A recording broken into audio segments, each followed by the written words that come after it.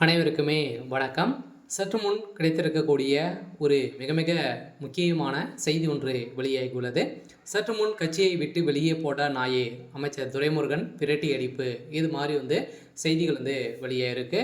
இப்போ பார்த்தீங்கன்னா அதிரடியாக அமைச்சர் துரைமுருகன் அவர்கள் திமுகவில் நீக்கம் அப்படின்ற மாதிரி பார்த்தீங்கன்னா பரவலாகவே செய்திகள் வெளியாயிருக்கு. சில திமுகவில் உட்கட்சி மோதல் ஏற்பட்டு வருது அப்படின்றத எத்தனை பேருக்கு தெரியும் அப்படின்றத தெரியல. இருந்தாலுமே திமுகவில் பார்த்தீங்கன்னா ஒரு மிகப்பெரிய பூகம் வெடிக்க போது.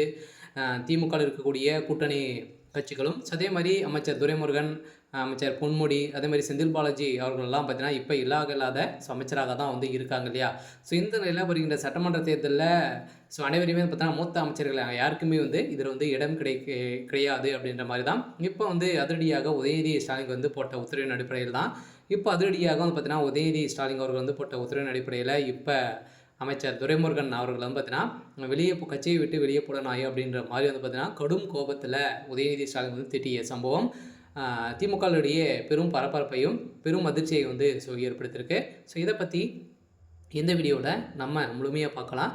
அதுக்கு முன்னாடி நம்ம சேனலுக்கு இப்போ தான் நீங்கள் முதல் முறையாக வந்திருக்கீங்க அப்படின்னா மறக்காமல் நம்மளுடைய சேனலை சப்ஸ்கிரைப் பண்ணி சப்போர்ட் பண்ணுங்கள்.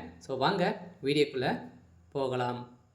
பார்த்தீங்கன்னா ஏற்கனவே திமுகவில் கட்சிக்குள்ளே நிறைய உட்கட்சி மோதல்கள்லாம் ஏற்பட்டிருந்தது. இந்த நிலையில் வருகின்ற சட்டமன்ற தேர்தலில் பார்த்தீங்கன்னா போட்டியிடுவதற்காக திமுக ஏற்கனவே 2021 பார்த்தீங்கன்னா ஒரு மிகப்பெரிய ஒரு கூட்டணி வைத்து ஒரு மிகப்பெரிய வெற்றி பெற்றது.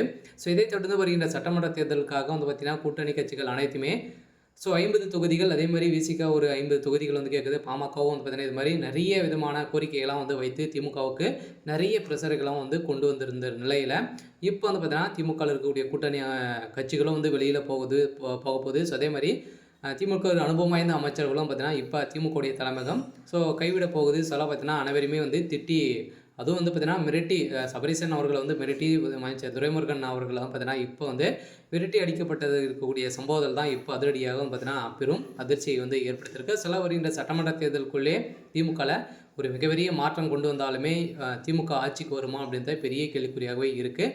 இருந்தாலும் அமைச்சர் துரைமுருகன் அவர்களுக்கும் உதயநிதி ஸ்டாலின் அவர்களுக்கும் இடையே நிறைய பிரச்சனைகள் ஏற்கனவே இருந்திருக்கு. மாற்றி இருவருடைய வீட்டிலும் ரைடிங் நடந்தது.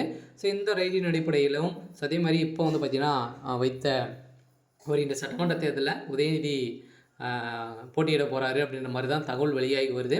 இதன் அடிப்படையில் தான் இப்போ இளம் அமைச்சர்களாக மாற்றக்கூடிய விதத்தெல்லாம் இப்போ செயல்பட்டு உதயநிதி வராரு. இந்த நிலையில் அமைச்சர் துரைமுருகன் அவர்கள் பார்த்தீங்கன்னா கட்சியை விட்டு வெளியே போட நாய் அப்படின்ற மாதிரியே பார்த்தீங்கன்னா திமுக தலைமையகம் சொல்லியிருக்கு அப்படின்ற மாதிரி தகவல் வெளியாக இருக்குது. ஓகே. இன்னைக்கான அப்டேட் இதுதான். மறக்காமல் நம்மளுடைய சேனலை சப்ஸ்கிரைப் பண்ணி சப்போர்ட் பண்ணுங்கள். தேங்க்யூ.